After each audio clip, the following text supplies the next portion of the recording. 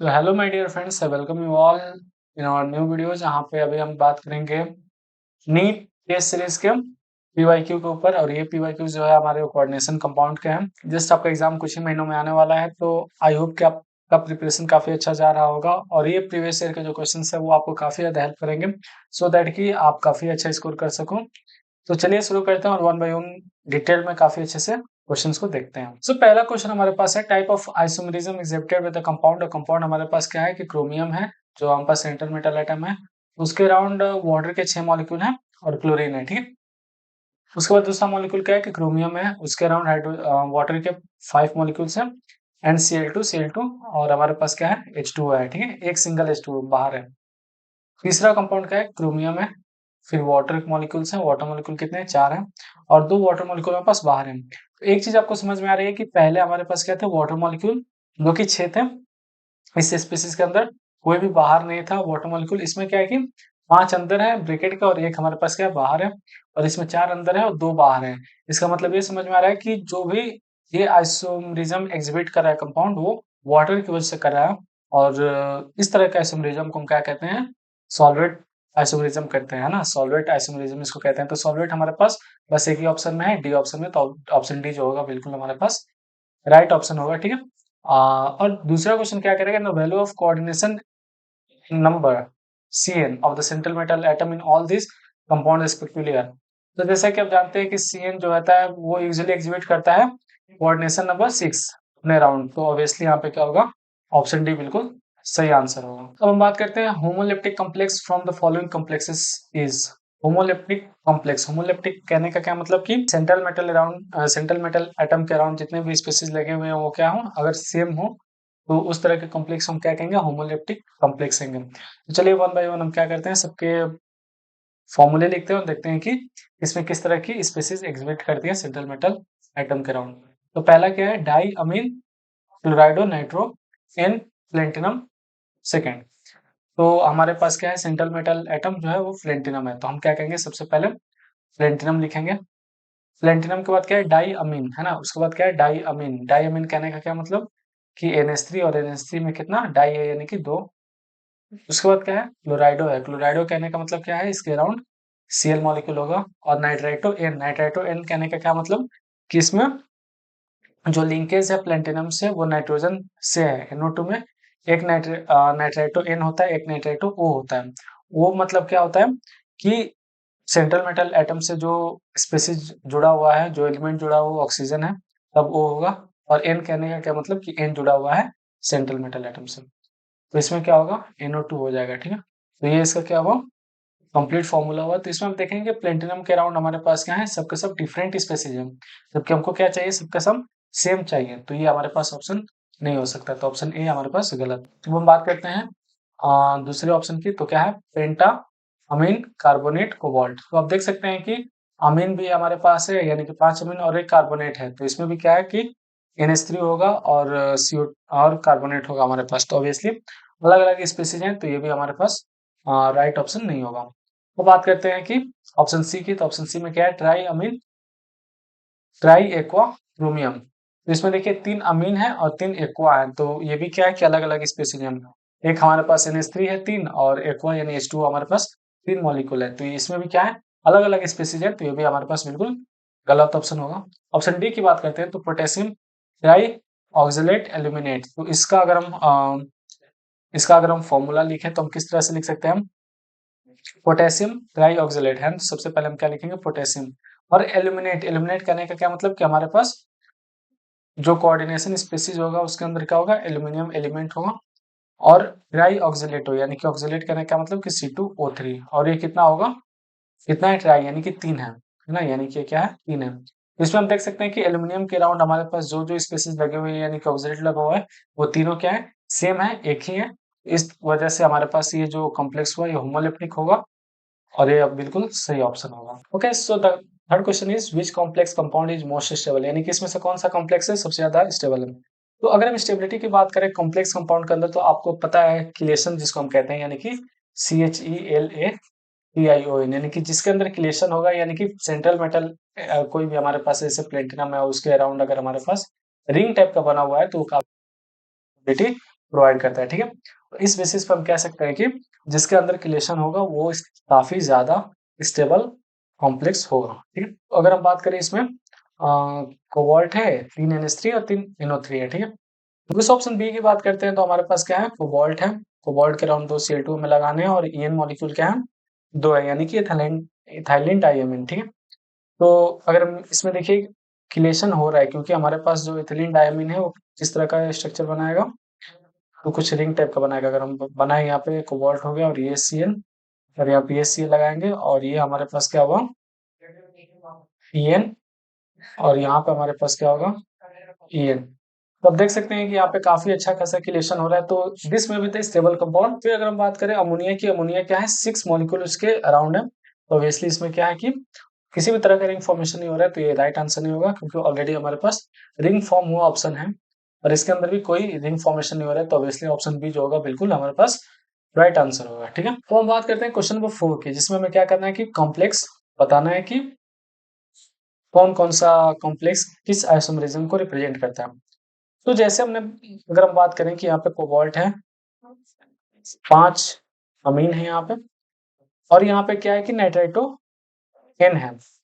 यहाँ पे क्या डिफरेंस है कि इसमें नाइट्राइटो O है, यानी कि इसमें किस तरह का आइसोमरिज्म एग्जिबिट कर रहा है कि NO2 और ONO, यानी कि लिंकेज आइसोमरिज्म इसमें एग्जिबिट कर रहा है। लिंकेज क्यों कहा, क्योंकि कौन सा एलिमेंट, जैसे कि यहाँ पे नाइट्राइटो में क्या है कि N जो है वो कोबाल्ट के साथ लिंक है और इसमें क्या है ऑक्सीजन जो है वो कोबाल्ट के साथ लिंक है, तो इसलिए इसमें क्या लिंक की वजह से क्या हो रहा है आइसोमर एग्जिबिट हो रहा है, इस वजह से क्या होगा ये लिंकेज आइसोमरिज्म होगा, तो ए का थर्ड हो जाएगा। ए का थर्ड में अगर हम बात करें तो ऑप्शन बी भी हमारे पास हो सकता है, ऑप्शन डी भी हो सकता है। लेट्स सी कि कौन सा ऑप्शन सही होगा। तो अगर हम ऑप्शन बी की बात करें तो यहाँ पे क्रोमियम, यहाँ पे अमीन जो है वो 6 है और यहाँ पे क्या है COCN6, ठीक है। यहाँ पे क्या है एथिक जो स्पेसीज है, यहाँ पे एक प्लस है तो यहाँ पे एक माइनस है और यहाँ पे एक माइनस है तो एक प्लस है। इस तरह का जो आइसोमर एग्जिबिट करता है इसको हम क्या कहते हैं, इसको हम कोऑर्डिनेशन आइसोमरिज्म कहते हैं। आप इसको ये पता ही होगा, तो जो बी होगा बी का सेकेंड होने वाला है, तो यानी कि ये वाला ऑप्शन सही होगा। अगर हम बात करें ऑप्शन सी की, तो ऑप्शन सी में हमें क्या कह रहा है कि हमारे पास जो काउंटर आयन है, जैसे इसमें ब्रोमीन है और इसमें सल्फेट है, तो काउंटर आयन की वजह से क्या होगा जो आइसोमरिज्म प्रोड्यूस होगा उसको हम क्या कहेंगे आयोनाइजेशन आइसोमर कहेंगे, क्योंकि जब आयंस फॉर्म होंगे तो इसमें Br माइनस बनेगा और एक बार इसमें SO2 माइनस बनेगा, ठीक है। तो इसमें क्या होगा कि आपको ध्यान देना होगा कि किस तरह का आइसोमर प्रोड्यूस हो रहा है, उस बेसिस पे हमारे पास किस तरह के सॉरी इसमें एनायन प्रोड्यूस हो रहा है, उस हिसाब से हमारे पास जो आइसोमर होगा वो आयोनाइजेशन आइसोमर होगा, यानी कि ऑप्शन सी का क्या होगा फर्स्ट होगा, यानी कि हमारे पास ऑप्शन डी जो होगा वो बिल्कुल राइट आंसर होने वाला है। So the question number 5 is आईपीएशन अमंग द कॉम्प्लेक्स। कॉम्प्लेक्स हमारे पास क्या है एजी, इस टू के 2 मॉलिक्यूल्स हैं AgCl।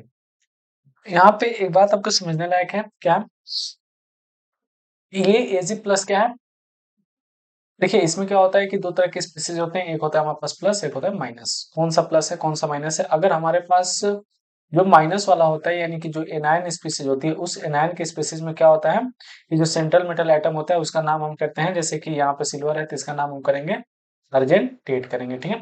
और अगर ये पॉजिटिव है यानी कि अगर एक कैटायन का है तो इसका नाम हम नॉर्मल यहाँ पे हम नॉर्मल सिल्वर ही कहेंगे, ठीक है। इस हिसाब से हमारे पास देखिए यहाँ पे क्या है कि H2O है, यानी कि कोई इसका क्या है कोई इसके ऊपर चार्ज नहीं होगा, बट Ag की वजह से चार्ज होगा, कितना होगा लेट्स सी।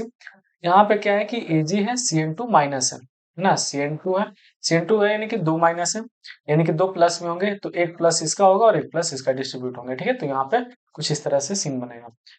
तो आइए इसका नाम लिखते हैं, नाम कैसे लिखेंगे, हमारे पास Ag है, Ag है और हमारे पास क्या है दो वाटर के मॉलिक्यूल्स, यानी कि इसको हम लिखेंगे डाई एक्वा, ठीक है। क्या लिखेंगे डाई एक्वा ना, और यहाँ पे Ag है तो Ag को हम क्या लिखेंगे सिल्वर, ठीक है, डाई एक्वा सिल्वर। यहाँ पे क्या होगा AgCN2, तो Ag कहने का क्या CN2 कहने का क्या मतलब कि डाई साइनाइडो, और यहाँ पे सिंस हमारे पास ये माइनस वाला और प्लस वाला स्पीसीज है, ठीक है, ये नाइन है ये कैटायन है, तो जो Ag होगा इसके अंदर उसको हम सिल्वर ना करके क्या कहेंगे अर्जेंटेट कहेंगे, ठीक है अर्जेंट, ठीक है। इस बेसिस पे हमारे पास जो राइट ऑप्शन होगा, और हाँ सबसे इंपॉर्टेंट बात कि इनके ऊपर चार्ज कितना है, तो इसके ऊपर प्लस चार्ज है, यानी कि सिल्वर के ऊपर इस पे प्लस चार्ज है और इस पे भी क्या है, प्लस चार्ज है। तो इसका जो ऑप्शन होगा वो ऑप्शन डी बिल्कुल राइट आंसर होगा। ठीक है, अब बात करते हैं हम क्वेश्चन नंबर 6 की। तो क्वेश्चन नंबर 6 में क्या कह रहा है कि एथिलीन डायमीन टेट्राएसीटेट यानी कि DTA आयन, उसमें क्या होता है। तो इसके लिए हमें क्या करना पड़ेगा, सबसे पहले इसका फिगर बनाना पड़ेगा कि एथिलीन डायमीन का हम फिगर कैसे बनाएंगे। ठीक है, तो देखते हैं हम। सबसे पहले हम क्या बनाएंगे, एथिलीन बनाएंगे यानी कि CH2। ठीक है, अब उसके बाद यहाँ पे N और इधर बगल में N। अब यहाँ पे क्या करेंगे हम, यहाँ पे हम एसीटेट आयन को क्या करेंगे, जोड़ेंगे। ठीक है, यहाँ पे एसीटेट आयन को जोड़ेंगे यानी कि CH2 C double bond O और यहाँ पे O माइनस। और इस इधर क्या होगा कि CH2 C double bond O और यहाँ पे क्या होगा, O माइनस। इधर भी क्या होगा कि सेम होगा, यानी कि CH2 C double bond O और O माइनस। और इधर भी क्या होगा, CH2 C double bond O और O माइनस। और यहाँ पे क्या होगा, लोन पेयर हमारे पास होगा। तो पहला क्वेश्चन क्या कह रहा है, पहला क्वेश्चन कह रहा है कि हमारे पास ट्राइडेंटेट लिगेंड है विथ 3 एन डोनर एटम्स, यानी कि 3 नाइट्रोजन के एटम्स हैं। बट हम यहाँ पे देख सकते हैं कि हमारे पास एक और एक, यानी कि हमारे पास क्या है, बस 2 ही नाइट्रोजन के एटम्स हैं। तो ऑब्वियसली ऑप्शन तो हमारे पास गलत हो गया, हमें राइट वन बताना है। Hexadentate ligand with 4 oxygen atoms and 2 donor atoms, it में विद राइट वन, बिकॉज यहाँ पे हमारे पास जो 4 कह रहा है कि 4 ऑक्सीजन एटम्स हैं, तो ऑब्वियसली हमारे पास 1 2 3 4 4 ऑक्सीजन एटम भी है और 2 नाइट्रोजन एटम, तो 2 हमारे पास नाइट्रोजन के एटम्स भी हैं। और कह रहे हैं कि हेक्साडेंटेट यानी कि 6 जगह से क्या हो सकता है कि ये बॉन्ड बना सकता है। तो ऑब्वियसली 4 ऑक्सीजन के पास से बॉन्ड बनाया जा सकता है और ये लोन पेयर के डोनेशन से भी क्या बन सकता है, बॉन्ड बन सकता है। तो ऑप्शन बी जो होगा बिल्कुल हमारे पास राइट स्टेटमेंट होने वाला है। ठीक है, आगे क्वेश्चन की बात करते हैं। अगर हम अगले वाले क्वेश्चन की बात करते हैं, तो उसमें क्या कह रहा है कि हमें मैच करना है इनके इनका हमें निकालना है स्पिन मैग्नेटिक मोमेंट। ठीक है, वो हमें फाइंड करना है। इसको हम कैसे फाइंड आउट करते हैं, तो सिंपल सा फॉर्मूला होता है, इसके अंदर जितना अनपेयर्ड इलेक्ट्रॉन होता है, जितना अनपेयर्ड इलेक्ट्रॉन्स होता है, उसको क्या करते हैं कि +2 के साथ, यानी कि n हमारे पास क्या होगा, number of unpaired electrons n+2 के साथ क्या करेंगे, उसको मल्टीप्लाई करेंगे। ये हमारे पास क्या होगा, मैग्नेटिक मोमेंट हम ऐसे करके निकालते हैं। ठीक है, तो हम 1+1 निकालते हैं, ये कितना होगा। सबसे पहला हमारे पास, अगर हम स्पेसिस की बात करें, तो पहला स्पेसिस हमारे पास है FeCN6 3 ठीक है, तो क्या हो जाएगा हमारे पास, Fe के ऊपर 3 प्लस चार्ज हो जाएगा। और 3 प्लस चार्ज होने का मतलब कि कितनी इलेक्ट्रॉन्स इसके अंदर हो जाएंगे। तो अगर हम Fe के कन्फिग्रेशन की बात करें, तो 3d6 4s2 होता है। ठीक है, 3d6 4s2 होता है। तो अगर 3 इलेक्ट्रॉन की हम बात करते हैं भाई, तो देखिए ऑब्वियसली हमारे पास क्या है यहाँ पे कि 3 इलेक्ट्रॉन यहाँ से निकलेंगे। तो 3 इलेक्ट्रॉन कौन कौन से होंगे, 2 यहाँ से निकलेंगे 4s से, और 1 इलेक्ट्रॉन डी से निकलेगा। तो जो फाइनल कन्फिग्रेशन हमारे पास बचेगा, यानी कि Fe3+ का, वो क्या हो जाएगा, वो हो जाएगा हमारे पास 3d5। और 3d5 होने का मतलब क्या है भाई, देखिए हमारे पास Cn है। ठीक है, तो ऑब्वियसली हमारे पास क्या होगा कि यहाँ पे स्ट्रॉन्ग फील्ड लिगेंड है Cn, तो हमारे पास वो होगी, पेयरिंग होगी। तो सिंस हमारे पास 5 इलेक्ट्रॉन्स है, तो 5 इलेक्ट्रॉन्स अगर नॉर्मल हमारे पास लो मैग्नेटिक मोमेंट वाला होता, तो ऑब्वियसली हमारे पास क्या होता है कि ऐसे ही होता है ना, सिंगल पेयर इलेक्ट्रॉन। सिंस हमारे पास जो साइनाइड है वो क्या है, स्ट्रॉन्ग फील्ड लिगेंड है, जिसकी वजह से क्या होता है, पेयरिंग पॉसिबल हो पाती है। तो इसमें पेयरिंग होगी, और पेयरिंग होने के बाद क्या होगा कि हमारे पास कुछ एक मॉलिक्यूल जो होगा वो अनपेयर्ड रह जाएगा। तो अगर इसका मैग्नेटिक मोमेंट निकालते हैं, तो कैसे निकालेंगे, 1 यानी कि √3, और √3 यानी कि 1.73, यानी कि एक ऑप्शन 4 आने वाला है। और एक ऑप्शन 4 किस में पॉसिबल है, ए और बी में। तो ए अभी दोनों में से कोई एक राइट आंसर हो सकता है। अब हम बात करते हैं किसकी, दूसरे वाले क्वेश्चन की। तो दूसरे वाले क्वेश्चन की हम बात करेंगे तो इसमें क्या कह रहा है कि FeH2O6। तो देखिए H2 हमारे पास क्या है कि वीक फील्ड लिगेंड है, यानी कि पेयरिंग नहीं करेगा। पेयरिंग नहीं करेगा तो ऑब्वियसली हमारे पास क्या होगा, Fe3+ हमने जो लिखा था यानी कि 3d5, वो 3d5 सिंगल पेयर इलेक्ट्रॉन ही होंगे, वो पेयर नहीं हो पाएंगे। पेयर इसलिए नहीं हो पाएंगे क्योंकि H2 हमारे पास क्या है, वीक फील्ड लिगेंड है, यानी कि हमारे पास पांचों ऐसे इलेक्ट्रॉन्स रहेंगे। तो ये अनपेयर्ड हो गए। तो अगर इनका हम मैग्नेटिक मोमेंट निकालेंगे तो कैसे निकालेंगे, 5Em और 5+2 यानी कि √35, और √35 यानी कि जस्ट अबाउट 6 के आसपास, और 6 के आसपास यानी कि 5.92 इसका राइट आंसर है, यानी कि ए का फर्स्ट इसमें है, तो ऑप्शन ए हमारे पास राइट आंसर है। तो इस तरह से करके निकाल सकते हैं। जैसे कि इसमें जो Fe है, उसका Fe का कितना चार्ज होगा, यानी कि Fe2+ होगा, और इसमें कितना होगा, इसमें भी Fe2+ होगा। बस डिफरेंस क्या होगा कि ये साइनाइड है तो स्ट्रॉन्ग फील्ड लिगेंड है, पेयरिंग होगा, और इसमें H2 है वीक फील्ड लिगेंड है तो इसमें पेयरिंग पॉसिबल नहीं होगी, मतलब इसमें पेयरिंग नहीं होगी। ठीक है। Question number 8 is the calculated spin only magnetic movement of Cr2+ ion is. ठीक है।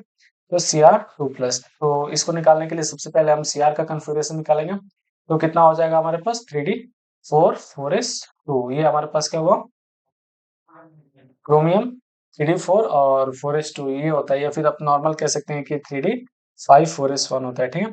कुछ इस तरह का कन्फिग्रेशन होता है। ठीक है। अब हम क्या कहते हैं, Cr2+, कहने का मतलब 2 इलेक्ट्रॉन निकल गए, तो 2 इलेक्ट्रॉन से निकलेंगे तो हमारे पास क्या बचेगा, 3d4। तो हमारे पास 3d4 बचे, यानी कि डी के अंदर कितने हुए, 4 इलेक्ट्रॉन्स हुए, और सबके सब क्या होंगे, अनपेयर्ड होंगे। क्योंकि हमारे पास ये नहीं कहा है कि ये वीक फील्ड लिगेंड के लिए है या फिर स्ट्रॉन्ग फील्ड लिगेंड के लिए, तो हम क्या मान के चलेंगे कि हमारे पास वीक फील्ड लिगेंड के लिए बात की जा रही है। तो 3d4 कहने का मतलब कि डी के अंदर कितने इलेक्ट्रॉन्स होंगे, 4 इलेक्ट्रॉन्स होंगे, और वो क्या होंगे, पेयरिंग में नहीं होंगे। ठीक है, पेयरिंग में नहीं होंगे। 1 2 3 4। तो अगर इनका स्पिन मैग्नेटिक मोमेंट हम निकालेंगे, स्पिन ओनली मैग्नेटिक मोमेंट हम कैसे निकालेंगे, 4 ये इलेक्ट्रॉन और 4+2 यानी कि √24। √24 कहने का मतलब कि जस्ट अबाउट 5। तो 5 के राउंड कौन सा है, तो 5 के राउंड सबसे ये है, यानी कि ऑप्शन ए हमारे पास राइट आंसर होगा। हमें ये याद करने की जरूरत नहीं है कि √24 का एग्जैक्ट क्या आंसर होगा। हम याद कर सकते हैं कि √25 का क्या होता है, 5 होता है, तो उसी के जो क्लोज होगा वही हमारे पास राइट आंसर होगा। तो ऑप्शन ए हमारे पास बिल्कुल सही आंसर है। अब हम बात करते हैं क्वेश्चन नंबर 9 की, जो कह रहा है कि which of the following is the correct order of increasing field strength of ligand from coordination compound. तो ये एक कंप्लीट सीरीज है जो कि आपके एनसीईआरटी में मेंशन की गई है, जो कि मैं यहाँ पे लिखने वाला हूँ। आप एनसीईआरटी रीड करेंगे तो डेफिनेटली आपको वहाँ पे ये मिलने वाला है। ठीक है। सबसे कम किसका होता है, Br- का। ठीक है। उसके बाद SCN-, उसके बाद Cl-, उसके बाद S2-, and then F-, OH-, C2O4-, and then हमारे पास क्या होगा, H2O, और उसके बाद क्या होगा, NCS, उसके बाद क्या होगा, ATTF4-, उसके बाद NH3, एंड देन EN, उसके बाद CN-, और CO। तो आई होप कि इसमें बेसिकली हमें एग्जैक्ट ऑर्डर पता नहीं, याद मतलब याद नहीं रखना है, बट ऑब्वियसली आपको एक आइडिया होना चाहिए कि जैसे हमें पता है कि सीओ काफी स्ट्रॉन्ग फील्ड लिगेंड है, तो ये सारी चीज हमको पता होनी चाहिए कि कौन किससे ज्यादा है ना, सीएन सबसे ज्यादा है इसमें, वो सारी नॉलेज हमें होनी चाहिए। तो आइए देखते हैं कौन सी इसमें से क्या है राइट वन है। इसमें क्या है कि CN है, CN- और C2O4-, यानी C2O4 को ज्यादा का है, बट हम यहाँ पे ये देख सकते हैं कि C2O4 हमारे पास यहाँ पे और CN यहाँ पे है, तो ऑब्वियसली ये वाला आंसर तो नहीं है। इसमें क्या है कि CN-, then C2O4-, CN-, then C2O4-, then SCN-, and then F- है। तो यहाँ पे तो गलत कर दिया ना, क्योंकि SCN- को ज्यादा दिखा दिया, F- को कम दिखा दिया, जबकि क्या होता है, F- ज्यादा होता है, SCN- कम होता है, तो ये भी आंसर हमारे पास गलत हो गया। बात करते हैं ऑप्शन सी की, तो CN- का सबसे कम है, F- का सबसे ज्यादा है, तो ऑब्वियसली वाला भी ऑप्शन गलत हो गया, क्योंकि F- का कम है, CN- का ज्यादा है। अब इसकी बात करते हैं तो Cn minus then C2O4 minus C2O4 minus then F minus and then Cn minus Cn minus, यानी कि ऑप्शन डी जो होगा बिल्कुल हमारे पास राइट आंसर होगा। ठीक है, अब हम बात करते हैं क्वेश्चन नंबर 10 की। ठीक है, क्वेश्चन नंबर 10 की हम बात करते हैं, what is the correct electronic configuration of the central metal atom in ये ना, ये हमारे पास मॉलिक्यूल है, यानी कि K4Fe ठीक है।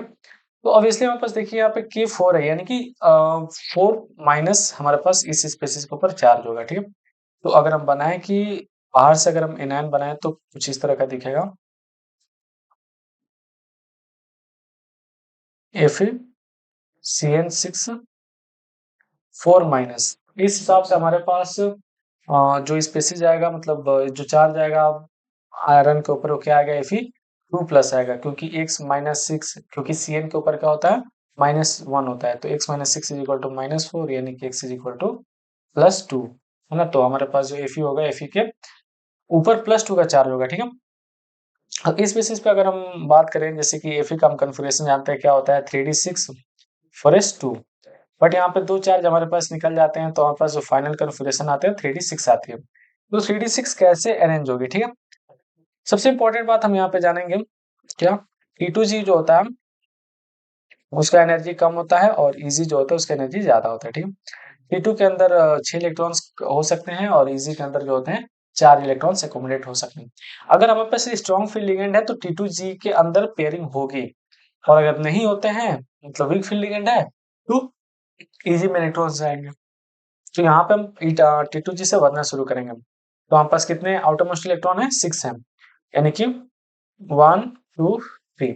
अब इजी में इलेक्ट्रॉन जाएगा कि T2 में जी में जाएगा, ये डिपेंड करता है कि हमारे पास किस तरह का लिगेंड मौजूद है। ठीक है, तो Cn हमारे पास स्ट्रॉन्ग फील्ड लिगेंड है, और स्ट्रॉन्ग फील्ड लिगेंड होने का मतलब क्या है कि ये T2G के अंदर ही होगा, पेयरिंग पॉसिबल होगी, तो ये हमारे पास कुछ इस तरह का बनेगा, यानी कि Eg के अंदर 0 इलेक्ट्रॉन्स रहे और इसके अंदर 6 होगा, है ना।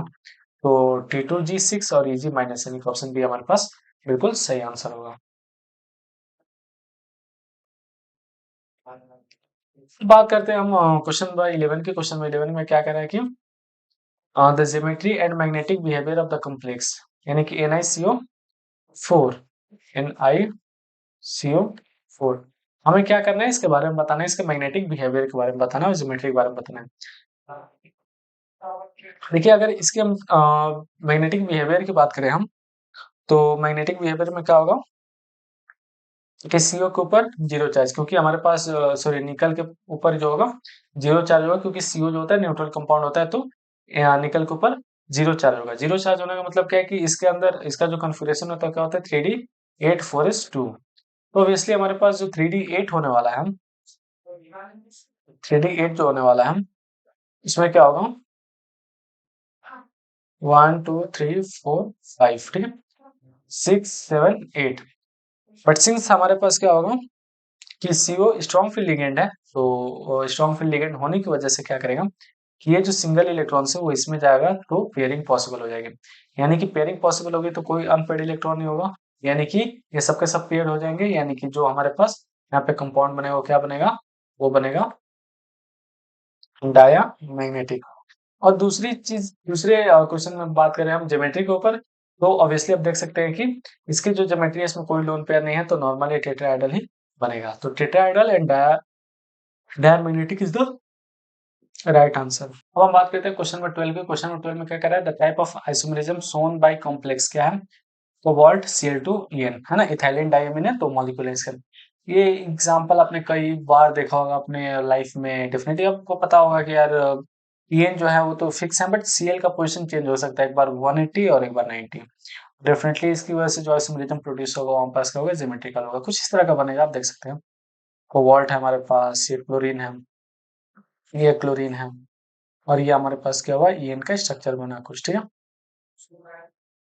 En का स्ट्रक्चर बना, ये जो स्ट्रक्चर बना इसको हम क्या कहेंगे, ट्रांस। 180 डिग्री का डिफरेंस है इन दोनों में, तो हम उसको क्या कहेंगे, ट्रांस कहेंगे, ठीक है। यहाँ पे क्या है, CO ACl और ये Cl, ठीक है। अब यहाँ पे क्या होगा कि हमारे पास En और यहाँ पे हमारे पास क्या होगा, जो बनेगा ये। तो इस तरह का जो इसमें 90 डिग्री का क्या होता है, 90 डिग्री का डिफरेंस होता है दो सीएल मॉलिक्यूल्स के बीच में, तो वो कौन सा मॉलिक्यूल होगा, सीस। तो सीस और ट्रांस जो होते हैं इनके अंदर एग्जिबिट करते हैं, तो डेफिनेटली ये जो बनेगा सिमेट्रिकल आइसोमर बनेगा, ठीक है। तो बात करते हैं क्वेश्चन नंबर 13। क्वेश्चन नंबर 13 में क्या करा है, आयरन कार्बोनिल यानी कि FeCO5 वो क्या है। तो एज यू नो कि यार मतलब इस तरह का क्वेश्चन जिसमें कि मैं पूछा हो कि किस तरह का न्यूक्लियर है, मोनोन्यूक्लियर, डाइन्यूक्लियर, टेट्रान्यूक्लियर, क्या है। बट इसमें हम बेसिकली ये चीज को डिस्कस करते हैं कि उसके अंदर कितने मेटल एलिमेंट हैं। जितने ज्यादा मेटल एलिमेंट होंगे, जितने ज्यादा मतलब जितने अलग अलग मेटल होंगे, उतने ज्यादा क्या होगा, वो न्यूक्लियर का होगा। जैसे इस कंपाउंड में क्या है कि आयरन है, एक सिंगल आयरन है, तो क्या होगा, मोनो होगा। अगर और एलिमेंट होते तो डेफिनेटली क्या होता है, वो डाइट्राई हो सकता था। तो इसमें जो होगा वो मोनोन्यूक्लियर ही राइट आंसर होगा, ठीक है। तो हम बात करते हैं क्वेश्चन नंबर 14 की, example of sigma bonded organometallic compound is. तो सिंपल सी बात है यार, अगर हम बात करें सिग्मा बॉन्डेड, तो आपने ये चीज ऑर्गेनिक में पढ़ी होगी कि ऑर्गेनिक के अंदर क्या होता है कि ऑर्गेनोमेटेलिक कंपाउंड जो होते हैं, यानी कि कार्बन से अटैच जो मेटल होते हैं, यानी कि जो कार्बन एटम है उससे अगर मेटल अटैच है, उस तरह के जो कंपाउंड बनते हैं वो हमारे पास ऑर्गेनोमेटेलिक कंपाउंड होते हैं। और सिग्मा बॉन्डेड आपने पढ़ा होगा ऑर्गेनिक में ग्रिग्नार्ड रिएजेंट होता है। बाकी जितने भी एग्जांपल आपके दिए हैं, फेरोसिन और रुइदेनोसिन, ये सब के सब क्या है, इनका स्ट्रक्चर आप देख सकते हैं, ये सब पाई बॉन्डेड होते हैं ना, सिग्मा बॉन्डेड नहीं होते, सब पाई बॉन्डेड होते हैं। तो ग्रिग्नार्ड जो होगा वो हमारे पास बिल्कुल सही आंसर होगा इसके लिए, ठीक है। तो अब बात करते हैं क्वेश्चन नंबर 15 की। तो क्वेश्चन नंबर 15 में क्या करें हम कि pick out the correct statement with respect to MnCN6 3 minus, ठीक। कि ये क्या है, बेसिकली देखिए इसमें हमारे पास जो है साइनाइड के अराउंड 6 मॉलिक्यूल्स है ना, मतलब सॉरी, जो हमारे पास सेंट्रल मेटल एटम है मैग्नीज, उसके अराउंड 6 साइनाइड के मॉलिक्यूल है। तो बेसिकली ये टेट्राहेड्रल और स्क्वायर प्लेनर नहीं होगा, ये तो ऑक्टाहेड्रल होगा, ये फिर मतलब ऑक्टाहेड्रल ही होगा, ठीक है। अब उसके अंदर sp3d2 होगा कि d2sp3 होगा, ये तो डिपेंड करता है उनके मॉलिक्यूल पे कि किस तरह का है। ये हमारे पास क्या है कि CN है, और CN स्ट्रॉन्ग फील्ड लिगेंड होता है, तो आप इसको ऐसे भी कह सकते हो कि ये पेयरिंग करेगा, CN जो है पेयरिंग करेगा, और पेयरिंग करने की वजह से D2sp3 बनाएगा। बट फॉर योर सेटिस्फेक्शन हम इसको इलाबोरेट करते हैं कि क्यों ये D2sp3 होगा, क्यों नहीं sp3d2 होगा। तो सिंस इसके अंदर मैग्नीज CN6 और 3 माइनस, यानी कि हमारे पास मैग्नीज के ऊपर कितना चार्ज है, मैग्नीज के ऊपर 3 प्लस चार्ज है। और 3 प्लस चार्ज होने का मतलब क्या है बेसिकली कि सिंस मैग्नीज का जो कन्फिगरेशन होता है वो क्या होता है 3d5 4s2, और 3 इलेक्ट्रॉन्स निकल गए Mn से, मैग्नीज से, तो क्या हो जाएगा Mn3 प्लस, यानी कि 3d4। और 3d4 होने का मतलब क्या है बेसिकली भाई कि हमारे पास कुछ इस तरह का बनेगा। बट एक बात हमें यहाँ पे सोचनी पड़ेगी, क्या कि CN है, CN स्ट्रॉन्ग फील्ड लिगेंड होता है, स्ट्रॉन्ग फील्ड लिगेंड होने की वजह से क्या करेगा, ये पेयरिंग करेगा, ठीक है। ऑब्वियसली क्या करेगा, पेयरिंग करेगा। तो सिंस अभी हमारे पास क्या सिंस जब ये पेयरिंग करेगा तो क्या होगा कि एक इलेक्ट्रॉन जो होगी वो यहाँ पर शिफ्ट हो जाएगी। तो हमारे पास कुछ इस तरह का बनेगा कि इसमें डबल, इसमें सिंगल, और इसमें डबल सिंगल मिलेगा। ये जो डी के दो ऑर्बिटल खाली हैं, इनमें क्या होगा, दूसरे बॉन्ड आके जुड़ेंगे, जैसे कि CN आके जुड़ेगा, तो ये अंदर वाले यानी कि इनर ऑर्बिटल कॉम्प्लेक्स बनाते हैं, तो T2sp3 बनाते हैं। तो आप सिंपल से रिलेट कर सकते हैं कि अक्सर इन जनरल कंडीशन हम ये कह सकते हैं कि जो स्ट्रॉन्ग फील्ड लिगेंड होते हैं वो जनरली इनर ऑर्बिटल कॉम्प्लेक्स बनाते हैं, लाइक T2sp3 या फिर DsP2, ठीक है। तो हम बात करते हैं क्वेश्चन नंबर 16 की। तो क्वेश्चन नंबर 16 में क्या कह रहा है कि the sum of the coordination number and oxidation number of metal in the complex, ये हमारे पास कॉम्प्लेक्स है। हमें सबसे पहले sum of the coordination number, हमें कोऑर्डिनेशन नंबर बताना है और ऑक्सीडेशन नंबर बताना है इसके अंदर, ठीक है।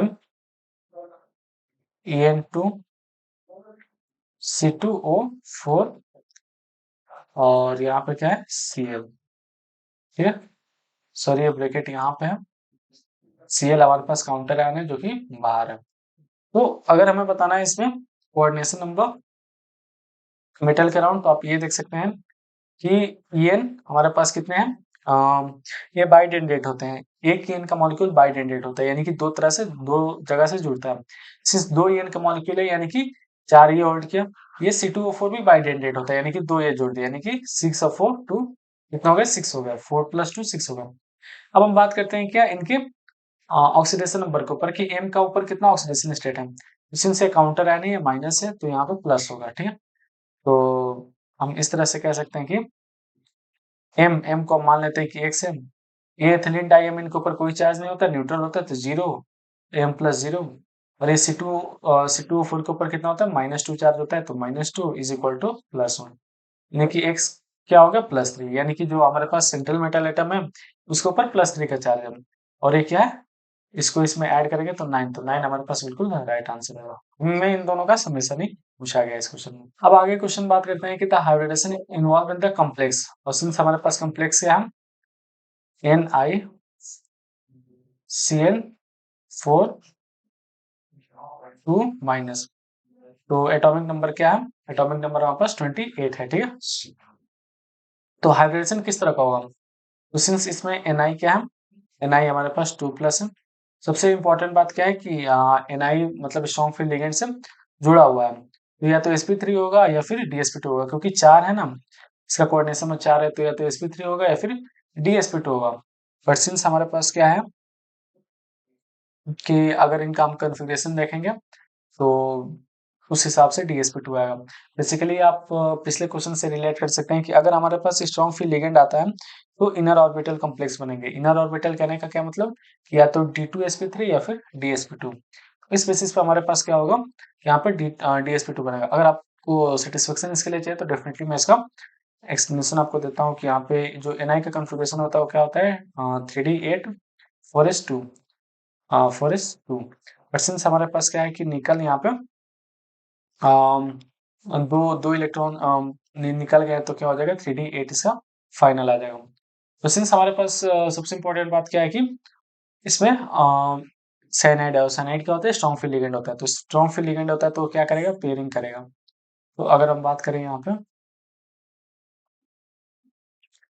पेयरिंग करेगा तो कैसे करेगा, 1 2 3 4 5 6 7 8। ठीक है, अब ये जो आखिरी वाला एलिमेंट है वो चला जाएगा इसमें, तो ये वाला हमारे पास हो जाएगा बिल्कुल ब्लैंक। और ब्लैंक होने का मतलब क्या है कि इसके अंदर डी जो है वो बच जाएगा, बाकी इसका एस और इसका P2।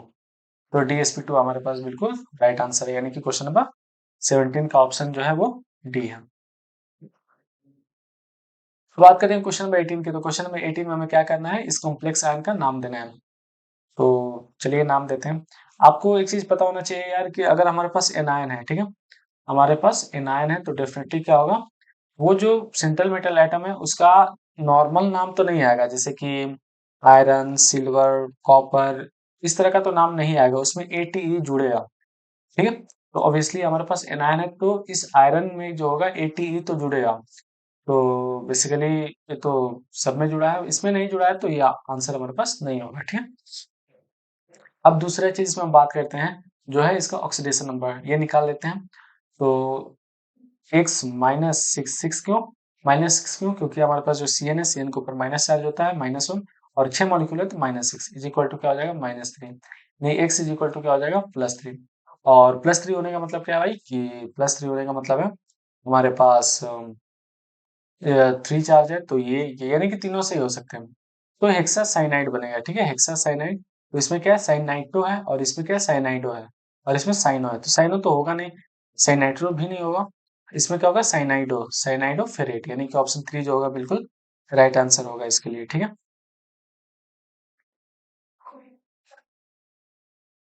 अब बात करते हैं क्वेश्चन 19 के, तो क्वेश्चन 19 क्या कह रहा है कि the number of possible isomers for the complex, और कॉम्प्लेक्स क्या है, COEN2 Cl2Cl। हमें पॉसिबल आइसोमर्स बताने हैं जो कि इसमें पॉसिबल है। ठीक है, तो जनरली देख कर लगेगा कि ऐसा क्वेश्चन तुमने पहले कर रखा है और इसका ज्योमेट्रिकल आइसोमर हो रहा था, तो ऑप्शन 2 बनेंगे, एक सिस बनेगा, एक ट्रांस बनेगा। बट इसमें एक चीज है जो कि आप भूल नहीं सकते, डायस्ट्रोमर ने DL फॉर्म, DL फॉर्म आपने पढ़ा होगा कि अगर हमारे पास non superimposable mirror image बनते हैं जो कि एक दूसरे के ऊपर सुपर इम्पोज नहीं हो सकते, तो उसमें क्या होता है, दो तरह के फॉर्म बनते हैं, एक D और एक L। ठीक है, तो वही फॉर्म बनते हैं जिसकी वजह से हमारे पास जो राइट आंसर इसका आता है वो 3 आता है। देख लेते हैं बेसिकली हम। ये CO है, ये Cl है, ये Cl और ये En और ये En, ठीक है। और यहाँ पे क्या है, ये En। तो बेसिकली इनमें तो किसी भी तरह का नहीं होता, ये तो पूरी तरह से सिमेट्रिकल कंपाउंड है, तो इसमें किसी भी तरह का कोई भी अनसिमेट्रिकल चीजें प्रोड्यूस नहीं होंगे, जिसकी वजह से non superimposable mirror image create हो, ये ट्रांस है। तो बट सीस में क्या होगा, सीस में ये non superimposable mirror image बन जाएंगी। तो ये किस तरह से बनेगा, और एक क्या होगा, ठीक इसका अपोजिट बन जाएगा। तो एक ये एक ये फॉर्म, एक ये दूसरा इसका, और एक यहाँ पे हमें तीसरा बन जाएगा जो कि इसका सप्लीमेंट होगा, एक डी होगा और ये एक एल फॉर्म होगा। तो ऑब्वियसली हमारे पास जो होगा इसका राइट आंसर 3 होगा, ठीक है। 3 इसका राइट आंसर होगा। अब बात करते हैं क्वेश्चन नंबर 20 की, यानी कि 20 में क्या कह रहा है कि cobalt chloride form several ऑक्टाइडल complexes with ammonia, which of the following will not give test for chloride ion with silver nitrate। तो बेसिकली इसमें एक चीज हमें ध्यान देनी है, कौन सा सिल्वर नाइट्रेट के अंदर हम देखेंगे, सिल्वर नाइट्रेट के बाहर अगर कोई क्लोरीन लगा हुआ है, ठीक है, सिल्वर नाइट्रेट के बाहर अगर कोई क्लोरीन लगा हुआ है, यानी कि उसके कोऑर्डिनेशन स्पेसिस के बाहर अगर कोई स्पेसिस कोई काउंटर आयन लगा हुआ है, तो डेफिनेटली वो Cl माइनस देगा और Cl माइनस टेस्ट देगा। बट अगर इस तरह का सिचुएशन हो जिसमें देखिए, इसमें क्या है कि कोबाल्ट है, कोबाल्ट में 3 क्लोरीन है, तो 3 क्लोरीन तो यहाँ पे लग जाएंगे, 5 अमोनिया है। तो अब इसमें क्या होगा, CO 5 अमोनिया और एक क्लोरीन जो होगा वो हमारे पास अंदर आएगा, क्योंकि कोबाल्ट 6 क्या करेगा, कोबाल्ट प्लस 6, सॉरी कोबाल्ट जो है वो उसका कोऑर्डिनेशन में 6 होगा इसमें, और बाकी 2 Cl2 बाहर होंगे। अगर हमें इसको और ज्यादा क्लियर करना है तो हम यहाँ से क्लियर कर सकते हैं। सबसे इंपॉर्टेंट हिट हमारे पास ये है कि कोबाल्ट +3 में है, और +3 होने का मतलब क्या है भाई, कि यहाँ पे Cl2 माइनस है, यानी कि ये 2 माइनस जब यहाँ पे है तो 2 प्लस यहाँ पे है। और सिंस अमोनिया हमारे पास जो होता है वो तो न्यूट्रल होता है, और कोबाल्ट हमारे पास इसको x मान लेते हैं, अमोनिया न्यूट्रल होता है, और ये Cl जो होता है वो -1, और यहाँ पे बाहर क्या होगा, +2, यानी कि x is equal to +3। Obviously हमारे पास और ये बिल्कुल सही है। बट यहाँ पे क्या है, 2 क्लोरीन बाहर हैं जो कि क्या करेंगे, ये टेस्ट देंगी, बट हमें क्या बताना है कि कौन सी इसमें से स्पेसीज जो टेस्ट नहीं देगी। तो ऑब्वियसली ऑप्शन 3 है। क्यों, क्योंकि इसकी अगर हम बात करें तो कुछ इस तरह का होगा कि Cl NH3 3 और Cl3। तो बेसिकली आप देख सकते हैं कि इसमें भी कोबाल्ट के ऊपर +3 ही है, बट यहाँ पर क्या है कि कोई भी क्लोरीन बाहर नहीं है जो कि वो टेस्ट दे सके। तो ऑब्वियसली हमारे पास ऑप्शन सी जो है, यानी कि 3 ऑप्शन बिल्कुल सही ऑप्शन है। अब हम बात करते हैं क्वेश्चन नंबर 21 की। क्वेश्चन नंबर 21 क्या कह रहा है कि among the following complexes the one which show zero crystal field stimulation energy is, कौन इसमें है जिसका CFSC वैल्यू एकदम 0 है। तो इसके लिए हम CFSC वैल्यू निकालने के लिए हम क्या करते हैं, एक फॉर्मूला याद रखते हैं, एक फॉर्मूला का स्टडी करते हैं। वो फॉर्मूला क्या है, अगर हमें CFSE निकालना है वैल्यू, तो कैसे निकालेंगे, -0.4, ठीक है, T2G इलेक्ट्रॉन्स, T2G इलेक्ट्रॉन्स, ठीक है, आप समझ जाएंगे। ये T2G इलेक्ट्रॉन्स है, उसको क्या करना है कि -0.4 से मल्टीप्लाई करना है +0.6, और इसमें क्या करना है, EG इलेक्ट्रॉन्स, ठीक है, तो ये करना है। तो बेसिकली ये सिंपल हमारे पास मैकेनिज्म होता है, ये सिंपल फॉर्मूला होता है जिसकी वजह से हम क्या करते हैं कि CFSC वैल्यू को फाइंड आउट करते हैं, ठीक है। तो आइए 1 बाय 1 देख लेते हैं कि इसमें ये कंडीशन हो रहा है और CFSC की वैल्यू 0 आ जा रही है। अगर इसके कन्फिगरेशन की हम बात करेंगे तो इसके कन्फिगरेशन में Mn3+ है, और Mn3+ कहने का क्या मतलब है भाई, कि Mn के अंदर कितने इसके अंदर कितने d इलेक्ट्रॉन्स हैं, तो इसके अंदर D4 है, ठीक है। 3 इलेक्ट्रॉन्स निकलने के बाद D4 बचेगा। और सबसे इंपॉर्टेंट बात है कि H2 और H2 क्या होता है, वीक फील्ड लिगेंड होता है, ये पेयरिंग नहीं कर पाता है। तो अगर हम इनमें बात करें तो कुछ इस तरह का होगा, ये T2G और ये EG, असिन से पेयरिंग नहीं कर पाएगा तो ये हमारे पास इस तरह का बन जाएगा, ठीक है। तो बेसिकली अगर हम इसका CFSC वैल्यू निकालने की बात करें ऑप्शन फर्स्ट की, तो कैसे निकालेंगे, -0.4 इंटू T2G में कितने इलेक्ट्रॉन है? 3, तो 3 प्लस 0.6 और इजी में कितने इलेक्ट्रॉन है? 1, तो इंटू 1, यानी कि हमारे पास ये तो माइनस 0.6 हुआ, यानी कि हमें तो क्या चाहिए? 0 चाहिए, यानी कि ये ऑप्शन नहीं हो सकता, तो ये ऑप्शन नहीं होगा। ऑप्शन नंबर 2 की बात करते हैं अगर हम, तो 2 में क्या है? Fe3+ है ना। Fe3+ कहने का क्या मतलब? ये डी में कितने इलेक्ट्रॉन्स हो जाएंगे? और डी में बेसिकली आपका 5 इलेक्ट्रॉन्स हो जाएंगे, ठीक है। तो 5 इलेक्ट्रॉन्स हो जाएंगे और ये वीक फील्ड लिगेंड नहीं है, कुछ इस तरह का बनेगा 1 2 3 T2G के अंदर, और इजी के अंदर क्या हो जाएगा? 1, इजी के अंदर भी हो जाएंगे। ये पेयरिंग नहीं होगा T2G में क्योंकि हमारे पास H2 वीक फील्ड लिगेंड है। तो अगर इसकी CFSC वैल्यू निकालने की कोशिश करें हम, तो क्या हो जाएगा? माइनस 0.4 इंटू 3 प्लस 0.6 इंटू 2, यानी कि बेसिकली 0, यानी कि ऑप्शन 2 जो होगा बिल्कुल हमारे पास राइट आंसर होने वाला है, ठीक है। अब हम बात करते हैं क्वेश्चन नंबर 22 की। क्वेश्चन नंबर 22 में क्या कह रहा है कि in a particular isomer CO NH3 4 and Cl2, the CL bond angle is 90, the isomer is known as, उस आइसोमर को हम क्या कहेंगे? तो बेसिकली जिस तरह का है कि CO और ये एक Cl और ये एक Cl, ठीक है। बाकी के जो हमारे पास NH3 है वो ये NH3, ये NH3 और ये हमारे पास ये NH3 और ये NH3, ठीक है। तो बेसिकली इन दोनों के बीच में क्या होगा? 180 डिग्री का होता है, और तो ये ट्रांस बनते हैं, और अगर इनका हम सीस बनाए तो ये CO, ये Cl और ये Cl, और फिर क्या होगा हमारे पास? ये NH3 है, ये NH3 है और इधर NH3 है और यहाँ पे NH3 हो जाएगा। लेकिन इन दोनों के बीच में 90 डिग्री का एंगल, तो ये जो बनेगा वो सीस आइसोमर बनेगा, तो यानी कि ऑप्शन 2 जो होगा बिल्कुल हमारे पास राइट आंसर होने वाला है। अब हम बात करते हैं क्वेश्चन नंबर 23 की, the correct IUPAC name of the CrF2En2, है ना, यानी कि 2 EN का मॉलिक्यूल है, इनका हमें क्या करना है? नाम लिखना है। तो सबसे पहले हम ये देख लेते हैं कि ये जो है केटायन है, यानी कि जो सेंट्रल मेटल एटम है वो किसके अंदर है? वो केटायन के अंदर। और केटायन के अंदर होने का मतलब क्या है कि इसका सिंपल नाम लिखेंगे, ऐसा नहीं है कि जो इनका नाम है उसके आगे ATE जोड़ेंगे, वो नहीं जोड़ेंगे, ठीक है, इस तरह से जोड़ेंगे। और सबसे इंपॉर्टेंट बात क्या है इसमें कि इसका हम निकाल लेते हैं कि ऑक्सीडेशन नंबर कितना है।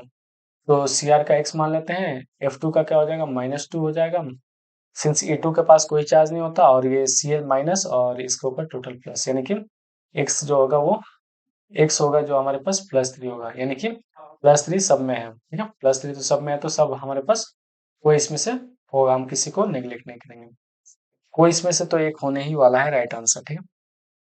ओके, 2 फ्लोरीन है और क्लोरीन बाहर है, क्लोरीन बाहर है तो नॉर्मल हम क्लोराइड ही कहेंगे। ये क्लोरो यहाँ पे क्यों आया? क्योंकि क्लोरो यहाँ पे आने का क्या सेंस है भाई? ये क्लोरो अगर हमारे पास ये कोऑर्डिनेशन स्पेसिस के अंदर होता, इसके अंदर होता, तब ना हम इसको क्लोरो लिखते हैं। अगर ये है नहीं तो हम नहीं लिखेंगे, तो ये तो ऑप्शन होगा नहीं। अच्छा, इन दोनों में देखते हैं, डाइफ्लोराइडो, डाइफ्लोराइडो, ठीक है। डाइफ्लोराइडो ही होना चाहिए, डाइफ्लोरो नहीं होता है, ठीक है। ठीक है, आगे देखते हैं 20। देखिए, जब हमारे पास एथिलीन डाई अमीनो यानी कि डाई, यानी कि इसके अंदर खुद ही एक ऐसा न्यूमेरिक टर्म आ रहा है जो कि नंबर रिप्रेजेंट करे, यानी कि डाई, तो फिर उसके पहले हम डाई नहीं लिखते हैं, हम 20 ट्राइस टेट्राकिस ऐसे करके लिखते हैं, तो 20 इथाइलिन डाइमीन और यहाँ पे क्रोमियम 3 क्लोराइड, यानी कि ऑप्शन 2 जो होगा वो बिल्कुल राइट आंसर होगा इसके लिए। तो अब बात करते हैं क्वेश्चन नंबर 24 की, which among the following is a paramagnetic complex. तो पैरामैग्नेटिक कॉम्प्लेक्स को निकालने का सबसे ऐसा आप आइडिया लगा सकते हैं कि जो कंपाउंड हमारे पास जो कंपाउंड के पास बेसिकली वीक फील्ड लिगेंड होते हैं, जनरली वो क्या करते हैं? पेयरिंग नहीं कर पाते, जिसकी वजह से वो पैरामैग्नेटिक होते हैं। तो अगर हम बात करें यहाँ पे CONH3 के, तो NH3 हमारे पास क्या वीक फील्ड लिगेंड होगा, ठीक है। तो ये क्या करेगा? पेयरिंग करेगा। अगर हम बात करें CO3+ के, देखिए यहाँ पे 3+ होगा क्योंकि बाहर हमारे पास क्या है? 3+ है, और NH3 के पास कोई चार्ज होता नहीं है, तो CO3+ होगा। और 3+ होने का मतलब डी में कितने इलेक्ट्रॉन्स है? डी में है हमारे पास 6 इलेक्ट्रॉन्स, ठीक है। तो इनमें क्या होगा कि बहुत अच्छा पेयरिंग होगा और कोई भी हमारे पास अनपेड नहीं बचेगा, ठीक है, कोई हमारे पास अनपेड नहीं बचेगा। 1 2 3 4 5 6 पहले ऐसे था, बट ऐसे ना होकर के जब पेयरिंग होगा तो किस तरह का हो जाएगा? सॉरी, तो ये हमारे पास हो जाएगा 1 2 3 4 5 6। तो हमारे पास बेसिकली ये बच जाएगा। तो ये तो डायमैग्नेटिक हो गया, तो ये तो हमारे पास हो नहीं सकता। ऑप्शन बी चेक करते हैं। अब हम बात करते हैं प्लेटिनम की, ठीक है। तो प्लेटिनम में हमारे पास क्या आता है, PtNCl2। सिंस प्लेटिनम का जो कन्फिगरेशन होता है, मतलब ये सिल्वर के ग्रुप का एलिमेंट होता है, तो जनरली इसके पास क्या होगा, 3d9 होगा और s1 होगा। अब कितना होगा, तो जनरली ये क्या होगा, 49 5s1 होगा, ठीक। बट हमारे पास क्या है कि +2 चार्ज होगा, क्योंकि 2 क्लोरीन है, तो प्लेटिनम के ऊपर क्या होगा, +2 होगा, यानी कि इसका फाइनल कन्फिगरेशन 48 आने वाला है, ठीक है। तो 48 होने का मतलब क्या है कि ऑब्वियसली इसमें से क्या होगा, इलेक्ट्रॉन्स निकल जाएंगे और जो कन्फिगरेशन इसके पास बचेगा वो कुछ इस तरह का बचेगा। 1 2 3 4 5 6 7 8। तो इसके पास अनपेड इलेक्ट्रॉन्स होंगे और इसके पास अनपेड इलेक्ट्रॉन्स होंगे, यानी कि हमारे पास क्या होगा, बिल्कुल राइट आंसर होने वाला है, ठीक है। अब क्वेश्चन नंबर 25 को डिस्कस करते हैं, विच इज डायमैग्नेटिक। तो डायमैग्नेटिक कहने का क्या मतलब है कि अगर हमारे पास स्ट्रॉन्ग फील्ड लिगेंड होगा तो डेफिनेटली वो क्या करेगा, पेयरिंग करेगा, और पेयरिंग की वजह से क्या होगा, वो डायमैग्नेटिक हो सकता है। तो ये और ये तो पॉसिबल नहीं होंगे, क्योंकि जनरली इनमें क्या होगा कि अनपेड इलेक्ट्रॉन्स रह जाते हैं। तो हम सबसे पहले इनको चेक करते हैं। तो इनमें क्या है, निकल +2 में है, और इसमें जो निकल है वो क्या है, इसमें जो आयरन है वो क्या है, +3 में है। तो निकल +2 में है, यानी कि डी में कितने इलेक्ट्रॉन्स है, 8 इलेक्ट्रॉन्स है, और ये +3 में है, यानी कि डी के अंदर कितने इलेक्ट्रॉन्स है, 5 इलेक्ट्रॉन्स है, ठीक है। डायमैग्नेटिक की बात की गई है, तो जनरली अगर हमारे पास यहाँ पे पेयरिंग होती है, तो किस तरह की पेयरिंग होगी, किस तरह की होगी, 1 2 3 4 5 6 और 7 8 होगी, ठीक है। और ये D5 है, अगर इसके अंदर पेयरिंग होती है तो भले पेयरिंग पॉसिबल है, बट क्या होगा, एक इलेक्ट्रॉन हमारे पास फाइनल रह जाएगा, जिसकी वजह से ये पैरामैग्नेटिक हो जाएगी। तो ऑप्शन बी जो होगा वो बिल्कुल राइट आंसर होगा इसके लिए, ठीक है। अब हम बात करते हैं क्वेश्चन नंबर 26, जो कह रहा है कि a magnetic moment at 1.73 bm will be shown by one of the following compound, और कौन सा होगा। तो जनरली देखिए 1.73 जो कोई अगर कंपाउंड या फिर कोई ऐसा स्पेसीज जो कि इतना मैग्नेटिक मोमेंट शो कर रहा है, डेफिनेटली वो क्या होगा, उसके पास अनपेड इलेक्ट्रॉन्स कितने होंगे, 2। सॉरी 2 नहीं होंगे, कितना होगा, 1 होगा। क्यों, क्योंकि अगर उसके पास अनपेड इलेक्ट्रॉन्स 1 होता है, तो 1 प्लस अगर हम उसका निकालते हैं मैग्नेटिक मोमेंट, तो कैसे निकलेगा, 1 1 प्लस 2, यानी कि √3। और 3 कहने का क्या मतलब, 1.73। तो बेसिकली एक हमें ऐसा स्पीसीज खोजना है जिसमें कि अनपेड इलेक्ट्रॉन्स कितने हो, 1 हो। तो TiCl4, और TiCl4 कहने का मतलब कि मतलब Tl का जो है उसके ऊपर +4। तो +4 अगर हम कर देते हैं बेसिकली, तो इसका जो कन्फिगरेशन होगा वो आर्गन के इतना हो जाएगा, और आर्गन के इतना होने का मतलब क्या है कि इसके पास अनपेड इलेक्ट्रॉन्स बचेंगे नहीं, 0 होगा। तो ये तो हमारे पास नहीं हो सकता। तो हम बात करेंगे CO+2 के बारे में, ठीक है। CO+2 इसमें देखते हैं कि कितने होंगे। तो अगर हम बात करें कि इसके डी में कितने इलेक्ट्रॉन्स होंगे, तो इसके डी में बेसिकली इसमें क्या होगा, जनरली कि डी में हमारे पास 7 इलेक्ट्रॉन्स होंगे, ठीक है। और 7 इलेक्ट्रॉन्स होंगे, और दूसरी बात ये होगा कि Cl है, Cl यानी कि वीक फील्ड लिगेंड है, और वीक फील्ड लिगेंड यानी कि पेयरिंग नहीं करेगा। और जब ये पेयरिंग नहीं करेगा तो क्या हो जाएगा, 1 2 3 4 5 6 7, यानी कि हमारे पास 3 अनपेड इलेक्ट्रॉन्स बच जाएंगे, जबकि हमको चाहिए कितना, 1। तो ये भी आंसर नहीं होगा। अब हम इसको निकालते हैं CO2+, ठीक है। ये क्या हो जाएगा, CO2+। तो CO2+ होने का मतलब क्या है कि 3d9, और 3d9 अगर ये है, यानी कि और ये NH3 है, यानी कि वीक फील्ड लिगेंड की तरह ही एक्ट करेगा। तो पेयरिंग नहीं होगी, या पेयरिंग पॉसिबल ही नहीं है एक्चुअली इसमें, है ना, पेयरिंग पॉसिबल नहीं है। इसमें क्या है कि एक इलेक्ट्रॉन हमारे पास बच रहा है, यानी कि बेसिकली हमारे पास यही जो होगा वो बिल्कुल राइट आंसर होने वाला है। बाकी डी में कोई भी इलेक्ट्रॉन्स नहीं बचेगा, वो पूरी तरह से क्या होगा, कंप्लीटली पेयर हो जाएगा। तो ये हमारे पास आंसर नहीं होगा। अब बात करते हैं क्वेश्चन नंबर 27 की। तो क्वेश्चन नंबर 27 में कह रहा है कि which one of the following is an outer orbital complex and exhibit paramagnetic wave. देखो आउटर ऑर्बिटल कॉम्प्लेक्स कहने का मतलब कि sp3d2 बनाना या sp3 बनाना, और वो जनरली किस में बनता है, वीक फील्ड लिगेंड में ही बनता है, ठीक है। तो कौन सा ऐसा कंपाउंड होगा जो कि इस तरह का बिहेवियर एग्जिबिट करेगा, पैरामैग्नेटिक कौन करेगा, ठीक है। तो चलिए देखते हैं कि कौन कर रहा है इसमें। इसमें हमारे पास निकल है, ठीक है। निकल क्या है, +2, क्योंकि यहाँ पे अमोनिया के पास तो कुछ होगा नहीं। तो +2 होने का मतलब क्या होगा कि ये 3D कितना होगा? 3D 8 होगा, ठीक है? 3D 8। तो इसमें क्या होगा? अगर हम इसको फिल करते हैं 1 2 3 4 5 6 7 और ये 8, तो इसमें क्या होगा कि 8 इलेक्ट्रॉन्स फिल होगा। बट क्या होगा, हमें आउटर ऑर्बिटल कॉम्प्लेक्स बताना है और पैरामैग्नेटिक बताना है। तो एक इलेक्ट्रॉन्स इसके पास चला जाएगा तो ये कुछ इस तरह से बन जाएगा, इसके ये खाली रह जाएगा पूरा, ठीक है? और जब ये खाली रह जाएगा तो बेसिकली ये इनर ऑर्बिटल कॉम्प्लेक्स बना रहा है, ठीक है? तो ये तो हमारे पास आंसर नहीं होगा। हम बात करते हैं जिंक की Zn2+ की, यानी कि 3D10 की। और 3D10 जो है हमारे पास, ऑब्वियसली ये आउटर कॉम्प्लेक्स तो बनाएगा। इसकी एक खास बात है कि 3D10 है, यानी कि अंदर तो कोई कंपाउंड नहीं बनेगा। 1 2 3 4 5 6 7 8 और नहीं 10, ये तो बनेंगे। लेकिन अब जो बनेगा यहाँ पे एस रहेगा और यहाँ पे P3 रहेगा, वो बेसिकली क्या होगा, बाहर के बनेंगे, है ना? अंदर का, अंदर वाला नहीं बनेगा। तो ये आउटर ऑर्बिटल तो बना रहा है, बट ये क्या है, डायमैग्नेटिक है। तो ये भी आंसर नहीं होगा। तो हम इसको चेक कर लेते हैं Cr3+ को। Cr3+ कहने का मतलब कि डी में कितने इलेक्ट्रॉन होना? डी में 3 इलेक्ट्रॉन्स होना, ठीक है? डी में कितने इलेक्ट्रॉन होना? 3 इलेक्ट्रॉन होना। तो बेसिकली हमारे पास अगर ये पेयरिंग भी करता है, अगर ये पेयरिंग भी करता है तो हमारे पास ये क्या होगा कि पूरा का पूरा ऑर्बिटल बचा हुआ, और ये पैरामैग्नेटिक बिहेवियर भी शो करेगा, प्लस इनर ऑर्बिटल कॉम्प्लेक्स भी बनाएगा। तो हमारे पास ऑप्शन सी जो होगा बिल्कुल राइट आंसर होगा इसके लिए, ठीक है? अब हम बात करते हैं क्वेश्चन नंबर 28 की। Which of the following complex will exhibit highest paramagnetic behaviour, है ना? हमें इसमें बताना है कि कौन सबसे ज्यादा हाईएस्ट करेगा। तो सबसे सबसे अच्छी बात है कि पैरामैग्नेटिक बिहेवियर वो ज्यादा एग्जिबिट करेंगे जिनका जिनके पास क्या होगा कि अनपेड इलेक्ट्रॉन्स काफी ज्यादा होंगे। तो हम देखते हैं कि किनके पास अनपेड इलेक्ट्रॉन्स काफी ज्यादा हैं। इसमें क्या है, Cr3+। Cr3+ कहने का मतलब कि डी में कितने इलेक्ट्रॉन? 3 इलेक्ट्रॉन होगा, ठीक है?